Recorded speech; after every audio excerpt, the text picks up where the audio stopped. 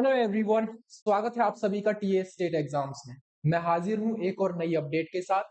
Update ये है कि जो हमारे रेलवे के ग्रुप डी की तैयारी में लगे हुए हैं और जिनको पता है कि अब जो वैकेंसी 32,000 से भी ज्यादा वैकेंसीज का नोटिफिकेशन जल्दी ही आउट कर दिया जाएगा और फॉर्म भी जल्दी भरे जाएंगे। बट ये कहीं ना कहीं ये संशय बना हुआ था कि 10th प्लस आईटीआई मांगेगा या फिर केवल और केवल 10th क्लास पास मांगेगा। तो रेलवे बोर्ड के द्वारा एक नोटिस इशू किया गया है। मैं अभी नोटिस भी दिखाऊंगा आपके लिए और जिसमें क्या बोला गया है वो सारी चीजें हम लोग डिस्कस करेंगे और कौन एलिजिबल रहेगा आपका रेलवे ग्रुप डी को फॉर्म भरने के लिए। इससे पहले आप लोग चैनल पर पहली बार आए हो तो टीए स्टेट एग्जाम्स को जरूर सब्सक्राइब कर लेना और बेल आइकन को जरूर दबाना ताकि आने वाले वीडियोस का नोटिफिकेशन आपको सबसे पहले मिल जाए। ठीक है, सबसे पहले आप ये नोटिस देखिए, रेलवे बोर्ड के द्वारा जारी किया गया नोटिस है जिसमें आपको देखोगे यहाँ पर minimum education qualification for recruitment from open market in level 1। यानी कि यह बात कर रहा है जो मिनिमम एजुकेशन क्वालिफिकेशन की बात की गई थी। हम सभी लोग कंफ्यूजन में थे कि रेलवे ग्रुप डी के लिए क्या आईटीआई मांगेगा साथ में 10वीं के या केवल और केवल 10वीं से ही काम चल जाएगा। यहाँ पर उन्होंने साफ साफ क्लियर किया है भाई, आपका minimum education qualification for recruitment in level 1 of the pay matrix. Issue ये था, इन्होंने रिव्यू किया, अच्छी तरीके से रिव्यू करने के बाद ये इस नतीजे पर पहुंचे हैं। कौन भाई? Railway board. बोर्ड ने डिसाइड किया है कि that minimum education qualification for all future open market recruitment level 1। मतलब क्या है इस लाइन का? मतलब ये है कि रेलवे के अंतर्गत लेवल 1 की पोस्ट के लिए फ्यूचर में जो भी आप देखो फॉर्म निकलेंगे उनके लिए ये केवल और केवल 10th पास मांगा है इन्होंने। ठीक है, future open market recruitment level 1 के लिए।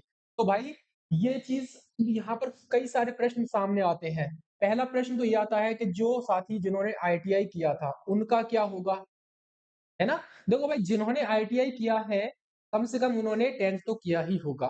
वो बात अलग है 10th के बाद ही उन्होंने आईटीआई कर लिया, 12th नहीं किया। इसकी वजह से वो अदर जो रेलवे के फॉर्म्स रहते हैं उनसे वंचित रह जाएंगे जहां पर 12th भी मांगा जाता है और ग्रेजुएशन भी मांगा जाता है। तो 2 साल आपके यहाँ पर लग रहा है कहीं कहीं ना कहीं खराब हो सकते हैं। लेकिन याद रखना, पढ़ाई कभी भी खराब नहीं होती है। एंट्री आप लोग यहाँ से कर सकते हैं। आईटीआई किया है आपने तो 10th आपके पास होगा भी। 10th करने के बाद आपका आईटीआई इंटरनल जो एग्जाम्स होते हैं उनमें आप लोग काम कर सकते हो, वहां पर उसका यूज कर सकते हो। अब ये सबसे बड़ा सवाल ये है कि आईटीआई तो मांग लिया, नहीं मांगा है, अब इसमें कंपटीशन कितना बढ़ जाएगा। देखो, अगर आईटीआई होता तो कितना कंपटीशन होता। मोस्टली कह सकते हैं आईटीआई ही मांगते तो मोस्टली ज्यादा से ज्यादा फॉर्म पड़ते इसमें 30 या 40 लाख के आसपास, है ना? ये फॉर्म जो है कम नहीं है, याद रखना रेलवे में इतनी फॉर्म आम बात है। अगर आईटीआई होता तो, लेकिन अगर अब आईटीआई नहीं मांगा है तो जाहिर सी बात है आपके जो फॉर्म है 80 से 90 लाख या 1 करोड़ के आसपास बन सकते हैं। इंपॉर्टेंट रहेगा ये वाला पॉइंट। यहाँ पर कंपटीशन आपका बढ़ने वाला है, सीधी सीधी बात है, आपको तैयारी करनी पड़ेगी। ठीक है, तो याद रखना केवल और केवल आईटीआई 10वीं मांगा है तो यहाँ पर आपका कंपटीशन ऑलमोस्ट कह सकते हैं इसका 2 गुना कर लीजिए, 2 या ढाई गुना आप इस कर सकते हो इसको। ठीक है, इतने गुना कंपटीशन आपका बढ़ जाएगा। ठीक है, चलिए अब आईटीआई डिग्री का क्या होगा। देखो भाई, आपने जो आईटीआई डिग्री की है, आईटीआई जो हासिल किया है 10th के बाद, अब उसका यूज कहाँ होगा?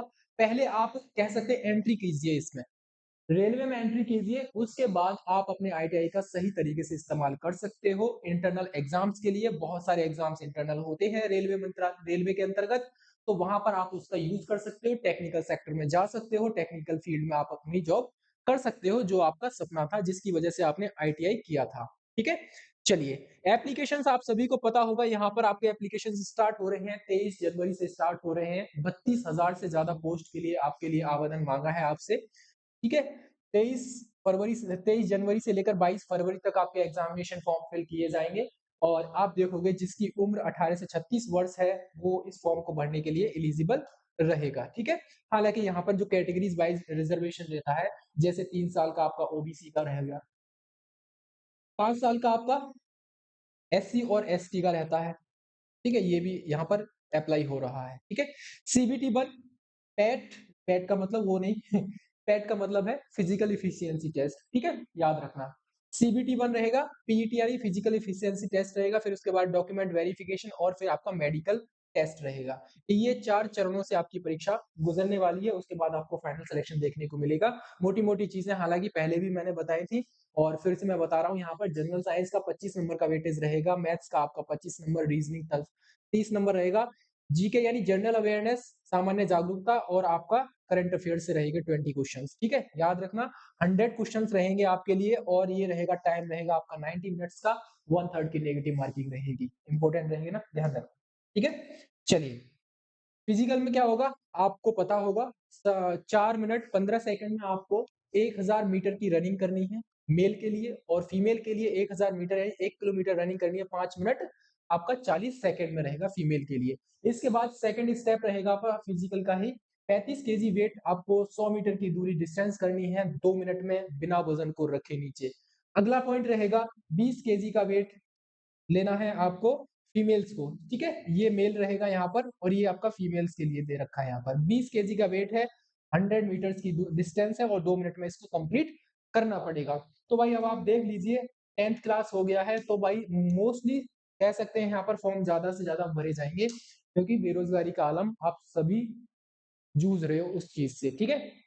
तो ये थी आपकी लेटेस्ट इन्फॉर्मेशन और चैनल पर पहली बार आए हो तो ज़रूर सब्सक्राइब कर लेना ऐसे ही अपडेट्स पाने के लिए और मिलेंगे अनदर अपडेट के साथ। तब तक के लिए अपना ख्याल रखिए, अपनों का भी ख्याल रखिए और फिलहाल इजाज़त दीजिए।